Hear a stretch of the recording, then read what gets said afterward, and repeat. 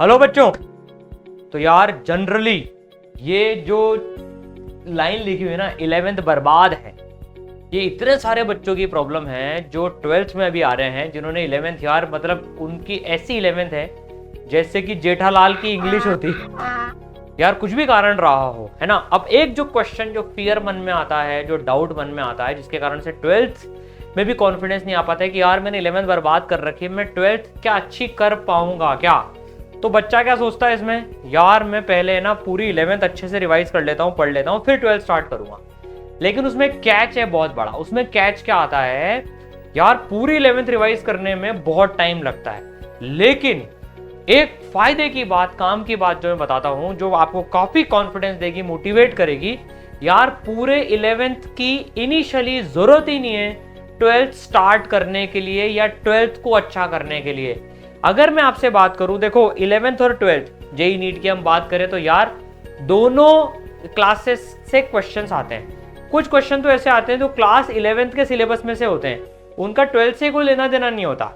और 12th में जो फिजिक्स की अगर हम बात करें, 12th में जो फिजिक्स आती है, किसी तरह से केमिस्ट्री मैथ्स की बात करेंगे तो भाई उसमें जो सब्जेक्ट आता है, जैसे 12th फिजिक्स की बात करें तो यार 11th का अगर आप 20%, मैं फिर बोल रहा हूं 20% में ये टॉपिक्स भी कर लो तो आप 12th की बहुत सॉलिड स्टार्ट करने वाले हो। तो मैं यार आज आपको इस वीडियो में बहुत जल्दी सारे टॉपिक्स बता दूंगा, सब टॉपिक्स बता दूंगा, जो जो आप पढ़ लेना 12th स्टार्ट करने के साथ में। पूरी 11th का रिवीजन क्लास 12th के साथ अपन करेंगे, मतलब 12th भी चलती जाएगी, पूरी 11th का रिवीजन अपन साथ में करेंगे, लेकिन इनिशियल टॉपिक्स जो क्लास 12th की पढ़ाई में काम आएंगे वो सब लोग नोट कर लो। This is very very important video. तो एकदम बारीक जो है ना, बिल्कुल माइन्यूट डिटेल्स में कौन से सब टॉपिक अपने को कर लेने चाहिए वो देखते हैं। चलो तो भाई यार ये 11th के सिलेबस के चैप्टर्स हैं मैकेनिक्स तक, ठीक है, और मैंने सारे चैप्टर्स लिस्ट डाउन कर दिया आपके लिए यहाँ पर, और ये क्लास 12th के चैप्टर्स हैं, ठीक है ना। तो भाई सबसे पहले अगर हम मैकेनिक्स की बात करें, ठीक है ना, तो 20% टोटल 11th का जो इधर सिलेबस चल रहा है, इधर 12th का सिलेबस हमने रिपीट कर दिया, ठीक है। तक मैं आपको इसमें बता भी दूंगा कि यार कौन कौन से टॉपिक्स का यूज किस किस में आता है, और शुरुआत अगर जैसे क्लास 12th की शुरुआत इलेक्ट्रोस्टैट से करते हैं तो कौन कौन से टॉपिक इसमें आपको लगेंगे, ठीक है। यूनिट डायमेंशंस की बात करूं तो जनरली ये बच्चों का अच्छा होता है, इसकी बेसिक नॉलेज यूनिट्स की और डायमेंशन की सबके पास होती है ऑलरेडी, तो ये ठीक है, बिल्कुल बेसिक, ये आपके ऑलरेडी पता है, इसको रिवाइज करने की जरूरत नहीं है, ठीक है, ये आपको पता है। वेक्टर्स की अगर मैं बात करूं तो भाई हाँ, वेक्टर्स में जैसे अगर मैं बात करूं तो एडिशन ऑफ वेक्टर्स आना चाहिए, सब्ट्रैक्शन आना चाहिए, डॉट प्रोडक्ट आना चाहिए, एडिशन का सब्ट्रैक्शन भी आ गया, और डॉट प्रोडक्ट, है ना, डॉट प्रोडक्ट आना चाहिए, और क्रॉस प्रोडक्ट आना चाहिए। ये जो पार्ट है वो इसमें कवर होने चाहिए वेक्टर में, क्योंकि ये बेसिक्स इलेक्ट्रोस्टैट में भी काम आएगा, करंट में भी काम आएगा, थोड़ा बहुत करंट में चलो इतना नहीं आएगा काम, लेकिन मैग्नेटिक इफेक्ट ऑफ करंट में काफी काम आएगा ये वेक्टर्स, क्रॉस प्रोडक्ट पर्टिकुलरली, ठीक है। इलेक्ट्रोस्टैट में भी कुछ जगह काम आएगा, डायपोल वाइपोल पढ़ोगे तो, राइट। काइनेमेटिक्स 1D में बहुत हाई लेवल प्रॉब्लम्स की आपको जरूरत नहीं है। बेसिक जो इक्वेशन ऑफ मोशन होती हैं, इक्वेशन ऑफ मोशन होती है वो आपको लगानी आनी चाहिए। जो 5 इक्वेशन होती है ना, आपको 3 पता है, 5 होती है वो, ठीक है ना। 5 इक्वेशन ऑफ मोशन बेसिक लगानी आनी चाहिए, दैट्स इट, वो इसमें काम आएंगी, ठीक है। तो ये अगर आपको आती है तो बहुत डिटेल में, बहुत टफ सवाल और वो करने की जरूरत नहीं है, 12th में जरूरत नहीं है उन सबकी, ठीक है। काइनेमेटिक्स 2D में बात करें अगर हम तो बिल्कुल बेसिक्स ऑफ प्रोजेक्टाइल, कभी किसी ने फेंक दिया किसी को उठा के तो बस बेसिक्स ऑफ प्रोजेक्टाइल आना चाहिए, बाकी इनमें 2D का बहुत ज्यादा यूज नहीं आता है, बेसिक्स ऑफ प्रोजेक्टाइल से काम हो जाना चाहिए आपका, बिल्कुल बेसिक्स से, ठीक है। न्यूटन्स लॉ ऑफ मोशन की बात करें तो हाँ, दिस इज इंपॉर्टेंट पार्ट, पर हाँ कंस्ट्रेंट मोशन, वेज कंस्ट्रेंट और एकदम डिटेल में पता होने की बहुत ज्यादा जरूरत नहीं है। वैसे अगर कभी पढ़ जाए तो पढ़ लेना, लेकिन इसमें जो सेकंड लॉ, न्यूटन का जो सेकंड लॉ है उसको जो अप्लाई करते हैं, एफबीडी बना के इक्वेशन लगाना, वो इलेक्ट्रोस्टैट से लेकर एंड तक कहीं ना कहीं दिखता रहेगा। तो एफबीडी वाला पार्ट स्ट्रॉन्ग होना चाहिए हमारा, ठीक है। फ्रिक्शन की बात करें तो बिल्कुल बेसिक्स, अब जैसे बच्चे सोचते हैं sir 2 block problem, 3 block problem, भैया इनका 12th में यूज नहीं आता है। तो फ्रिक्शन बिल्कुल बेसिक, स्टैटिक और काइनेटिक फ्रिक्शन के फंडे इसमें आपके क्लियर होने चाहिए, बेसिक, स्टैटिक और काइनेटिक फ्रिक्शन के, ठीक है। सर्कुलर मोशन की बात करें, अब देखो यार सर्कुलर मोशन खुद कितना बड़ा है ना, इसमें वो बैंकिंग ऑफ रोड्स और पता नहीं क्या क्या आता है, वो सबकी क्लास 12th पढ़ने में जरूरत नहीं है। इसमें आपको सर्कुलर मोशन में जो सेंट्रीपीटल फोर्स है, सेंट्रीपीटल फोर्स जो है, सेंट्रीपीटल फोर्स जो है वो लगानी आनी चाहिए कि यार सर्कल में जब घूम रहा है तो वो mv²/r होती है, दैट्स इट। ये एक फॉर्मूला पता होगा, आप इसको जनरली सॉल्व कर लोगे, और अगर डेप्थ में काम है तो नीड बेसिस पे ये चीज पढ़ लेना, बाकी बेसिक सेंट्रीपिटल फोर्स पता होनी चाहिए, ठीक है। Work power energy is very very important, और इसमें सबसे ज्यादा वर्क एनर्जी थ्योरम, आप कुछ और चीज करो मत करो, इलेक्ट्रोस्टैट में इस चीज का बहुत यूज आने वाला है पहले चैप्टर में, तो वर्क एनर्जी थ्योरम अच्छे से रिवाइज कर लेना, बस वर्क एनर्जी थ्योरम रिवाइज कर लेना। वर्टिकल सर्कुलर मोशन ये वो ये सब करने की जरूरत नहीं, जरूरत पड़े तो समय पे कर लेंगे, लेकिन अभी वर्क एनर्जी थ्योरम आप अच्छे से रिवाइज कर लेना। बिल्कुल इसका जो एप्लीकेशन है कि net work done equal to change in kinetic energy, वो उसमें काम आएगा, राइट। सेंटर ऑफ मास में सेंटर ऑफ मास का बेसिक फॉर्मूलेज आने चाहिए, दैट्स इट, कि सेंटर ऑफ मास निकालते कहते हैं और किसका सेंटर ऑफ मास कहां पर होता है, इतना पता होगा, काम चल जाएगा आपका। बहुत डेप्थ में इसमें जाने की बिल्कुल भी जरूरत नहीं है। रोटेशन मोशन की मैं बात करूं तो भैया मोमेंट ऑफ इनर्शिया, ये आपको बेसिक चीजों के पता होने चाहिए, रॉड रिंग डिस्क इन सब के मोमेंट ऑफ इनर्शिया पता होने चाहिए, ठीक है। सीआरटीएम का बेसिक्स आपको आना चाहिए इसमें, सीआरटीएम का बेसिक्स, एंगुलर मोमेंटम का बेसिक्स आपको इसमें आना चाहिए, बेसिक्स। देखो रोटेशन मोशन की खुद की प्रॉब्लम बहुत टफ होती है, पर 12th में बेसिक्स से काम हो जाएगा, राइट हैंड रूल वगैरह का काम, ये सब मैग्नेटिक इफेक्ट ऑफ करंट और इन सब में काम आएगा, ठीक है।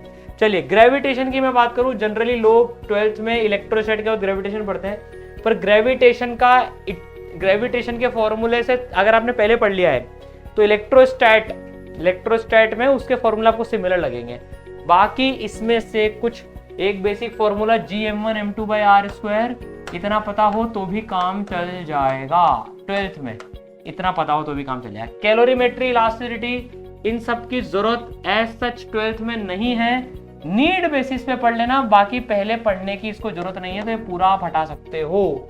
बिल्कुल जब आगे कहीं पर अगर काम आए, क्वेश्चन मिक्स होके काम आ जाए, तब वो कॉन्सेप्ट पढ़ लेना, बाकी एज सच इस सेक्शन का पूरे का कोई काम नहीं है। तो आपका अगर ये वीक भी हो तो अभी टेंशन मत लो, ग्रेजुअली स्ट्रॉन्ग कर लेंगे इसको, ऊपर इसकी वैसे नीड नहीं आएगी। एसएचएम की नीड आपकी, बेसिक एसएचएम के फंडों की नीड आपकी आएगी कुछ चैप्टर्स में जब क्वेश्चंस मिक्स हो जाएंगे, बाकी इसके भी कोई बहुत ज्यादा जरूरत नहीं है, ठीक है। वेव ऑन स्ट्रिंग और साउंड वेव की जरूरत पड़ेगी आपको वेव ऑप्टिक्स में जब आप पहुंचोगे, उसके पहले इस चैप्टर की ज्यादा जरूरत नहीं पड़ती है। तो अगर करेंटली अगर आप ये सब चीजें पढ़ रहे हो तो उसमें आपको वेव ऑन स्ट्रिंग और साउंड की जरूरत नहीं पड़ेगी, तो इसको अभी के लिए स्किप कर सकते हो। फ्लूइड मैकेनिक्स की जरूरत एज सच नहीं है, कुछ बेसिक फॉर्मूले वगैरह कभी आ जाए तो वो नीड बेसिस पे पढ़ लेना। तो देखो अब कितना लाइट और हल्का लग रहा है कि वाकई में इन चैप्टर्स की जरूरत क्लास 12th में नहीं है, जब तक ये मिक्स क्वेश्चंस नहीं आ जाए। बेसिक थ्योरी और इन सब चीजों में मैंने बता दिया। मेजरली आप देखो तो इसमें यार मैकेनिक्स की जरूरत है, और यही करने के लिए जो भी क्लास 12th में बच्चे आए हैं, जो भी हम लोगों ने कोर्स लॉन्च करा है यार, इस प्रॉब्लम को सॉल्व करने के लिए ही, जिनकी 11th बर्बाद है यार, जो डबल पावर कोर्स जो आया है, डबल पावर कोर्स क्या है सर, ये जिसकी क्लासेस 27 मार्च से स्टार्ट हो रही हैं इसकी क्लासेस। तो डबल पावर प्रहार कोर्स क्या है भाई साहब, इसमें आपको लाइव और रिकॉर्डेड दोनों के बेनिफिट्स मिलेंगे। इंडिया का पहला कोर्स जिसमें कि लाइव क्लासेस भी आपको मिलेंगी, और इंडिया के जो इसरल के जो बेस्ट विजुअलाइजेशन के रिकॉर्डेड लेक्चर हैं वो भी डे 1 पे खुल जाएंगे। तो आप दोनों के पावर, डिसिप्लिन की प्रॉब्लम है तो लाइव से पढ़ लो, पर्सनलाइजेशन से पढ़ना चाहो तो रिकॉर्डेड से पढ़ लो, दोनों फैसिलिटीज अवेलेबल होंगी, और इसमें आप स्विच भी कर सकते हो। सबसे बड़ी बात है इसकी ये मेजर हाईलाइट जो 11th बर्बाद से रिलेटेड है वो ये है, हम लोग इसमें स्टार्ट 11th के इंपॉर्टेंट टॉपिक्स जो मैंने मार्क कराया ना, उनका रिवीजन कराते हुए करेंगे, ताकि आपकी 12th स्मूथ स्टार्ट हो, और पूरे साल भर 12th के साथ 11th का रिवीजन करते जाएंगे। तो शुरू के कुछ दिन अपन क्या करेंगे, क्लास 11th जो मैंने मार्क कराए जैसे चैप्टर्स, जितने फॉर्मूले जरूरी है, जितनी चीजें जरूरी है, इसी तरह से मैथ्स और केमिस्ट्री में भी ऐसे स्टार्ट करके आपका 11th का बेस उतना पक्का कर देंगे, जिससे कि यार आपकी 12th में आपको कोई दिक्कत नहीं आएगी। बहुत साइंटिफिकली डिजाइन किया है कोर्स। तो लाइव क्लासेस इसकी 27 से चालू हो रही हैं, साथ में आपको पूरे 11th 12th के रिकॉर्डेड लेक्चर्स बेस्ट विजुअलाइजेशन वाले वो तो ओपन रहेंगे। तो आपको पर्सनलाइज टाइम टेबल से पढ़ना है तो रिकॉर्डेड देख लो, लाइव पढ़ना है तो लाइव क्लासेस अटेंड कर लो, ठीक है। तो देखो पूरी जो इसकी टाइमलाइन है वो बच्चों इस तरह से है। अप्रैल में अपन 11th के कुछ टॉपिक्स करेंगे जो इंपॉर्टेंट है क्लास 12th में अच्छी शुरुआत करने के लिए। फिर अप्रैल टू नवंबर में 12th प्लस 11th का रिवीजन, 11th का रिवीजन करेंगे प्लस 12th भी साथ में करेंगे पैरेलल में। तो नवंबर एंड तक 12th भी अच्छी, 11th भी अच्छी। दिसंबर में फिर जेई का रिवीजन करेंगे, फिर जनवरी टू अप्रैल बोर्ड्स प्लस एक और जेई का रिवीजन करेंगे और फिर एडवांस का रिवीजन करेंगे। तो टोटल 3 रिवीजन के साथ अपन जेई को फोड़ देंगे, ठीक है। तो यार ये इसलिए बनाया गया है कि किनकी 11th कमजोर भी रह गई हो तो भाई वो 11th का बेस बना के इससे स्टार्ट कर लें।